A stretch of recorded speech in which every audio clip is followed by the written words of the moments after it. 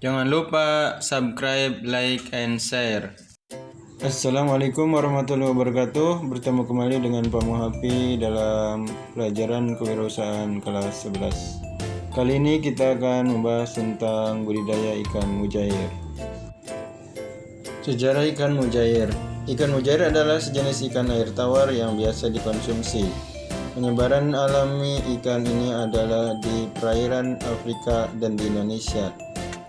Pertama kali ditemukan oleh Pak Mujair di muara Sungai Serang, Pantai Selatan Blitar, Jawa Timur pada tahun 1939.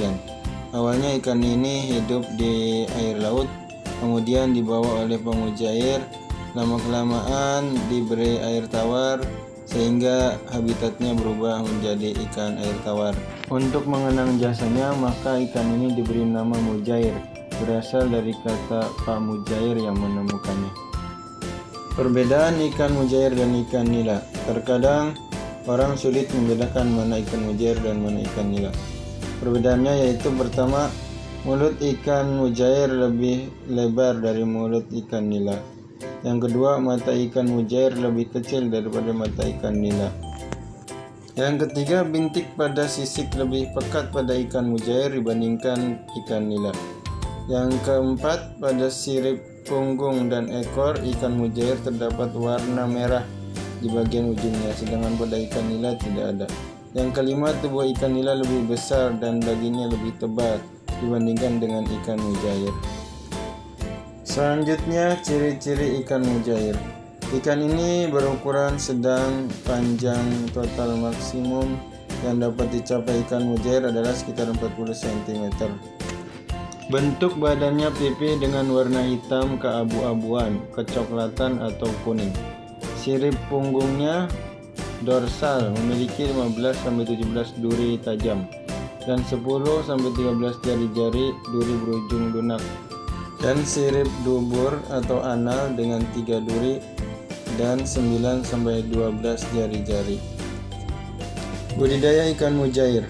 Komposisi pakan budidaya ikan mujair yang dibutuhkan untuk menunjang proses pemijahan antara lain berupa tepung ikan 25%, tepung kopra 10%, yaitu tepung yang berasal dari kelapa yang dikeringkan, kemudian diparut dan dibuat tepung, dan dedak halus sebesar 65%, yaitu berasal dari gabah yang digiling menjadi halus. Dapat juga diberi makanan yang berupa pelet yang berkadar protein 20-30% dengan dosis 2-3% dari berat populasi per hari. Pemilihan bibit. Ikan mujair unggul akan dapat dikenal dengan ciri sebagai berikut. 1. Dapat bertumbuh dengan cepat.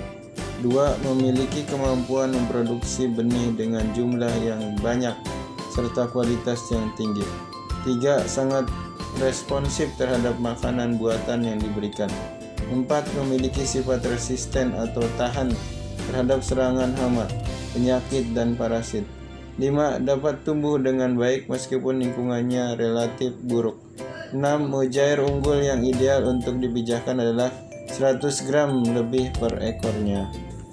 Cara pemijahan ikan mujair. Pertama, perbandingan induk betina dan jantan, yaitu untuk kolam ukuran 3x4 meter dengan kedalaman kolam 0,5 meter. Yang kedua, bagian kolam yang diangkat sebaiknya berlumpur halus agar induk ikan dapat membuat sarang. Yang ketiga, pemijahan akan terjadi setelah induk jantan membuat lubang sorong yang berupa cekungan di dasar kolam dengan garis tengah sekitar 10-35 cm. Yang keempat, setelah proses pembuahan selesai, maka telur-telur hasil pemijahan segera dikumpulkan oleh induk betina ke dalam mulutnya untuk dirami hingga menetas. Yang kelima, pada saat tersebut induk betina tidak aktif makan sehingga terlihat tubuhnya kurus. Yang keenam, telur akan menetas setelah 3-5 hari pada suhu sekitar 25-75 derajat Celcius. Setelah sekitar 2 minggu sejak penetasan, Induk betina baru melepaskan anak-anaknya karena dianggap sudah besar dan bisa mencari makan sendiri. Penyiapan kolam untuk mengambil benih. Buatlah kolam 1 dan 2 berdampingan dengan posisi kolam 1 lebih tinggi dari kolam kedua. Buatlah saluran untuk pembuangan air dari kolam 1 ke kolam 2. Saat pengambilan benih, saluran pembuangan diberi tutup berupa saringan kasar agar induk tidak masuk ke kolam kedua. Kolam kedua menjadi tempat pembesaran benih sampai siap jual.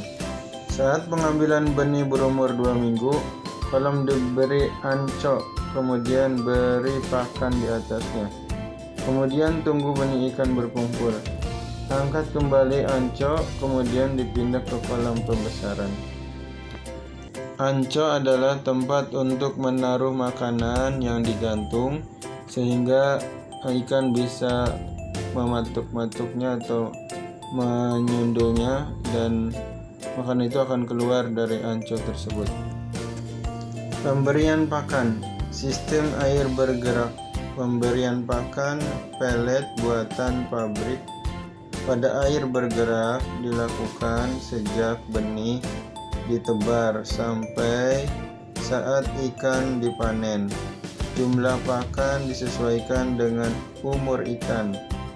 Pemberian pakan dilakukan hanya 1 kali pada sore hari dengan padat penebaran 1.250 ekor per keramba atau jaring.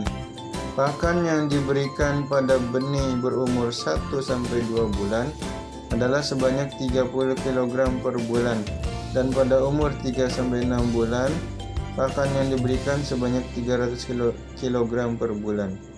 Yang kedua, sistem air tidak bergerak. Pemberian pakan pelet buatan pabrik pada sistem air tidak bergerak dilakukan sejak benih ditebar sampai benih berumur 2 bulan. Pada umur 3 bulan, pemberian pakan berupa pelet buatan pabrik ditambah dengan pakan ramuan sendiri. Dosis pakan per 12.500 ekor penebaran pada bulan pertama adalah 50 kg, pada bulan kedua 150 kg, dan pada bulan ketiga 300 kg. Setelah umur ikan lebih dari 3 bulan, pakan yang diberikan hanya pakan ramuan sendiri. Hama dan penyakit ikan. Yang pertama, bebeasan atau notonekta. Ini berbahaya bagi benih karena sengatannya sangat mematikan. Pengendaliannya yaitu menuangkan minyak tanah ke permukaan air kurang lebih 50 ml. Yang kedua, ucrit atau larva seabastor. Binatang ini menjepit badan ikan dengan taringnya hingga robek. Cara pengendaliannya sulit diberantas, hindari bahan organik menumpuk di sekitar kolam. Yang ketiga, kodok biasanya makan telur ikan. Pengendaliannya yaitu sering membuang telur yang mengapung, kemudian menangkap kodok tersebut dan membuang. Yang keempat, ular menyerang benih dan ikan kecil. Pengendaliannya lakukan penangkapan atau pemagaran kolam. Yang kelima, lingsang atau berang-berang memakan ikan pada malam hari. Cara pengendaliannya yaitu pasang jebakan atau berumpun.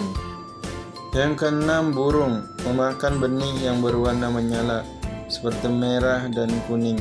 Pengendaliannya diberi penghalang bambu agar tidak bisa menerkam, atau diberi rumbai-rumbai atau tali penghalang.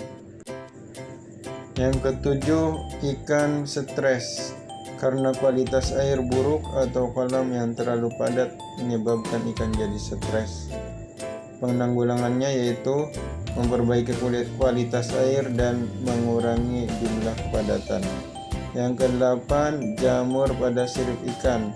Penyakit ikan diantaranya serangan jamur pada sirip ikan. Yang kesembilan, Trichodina sp.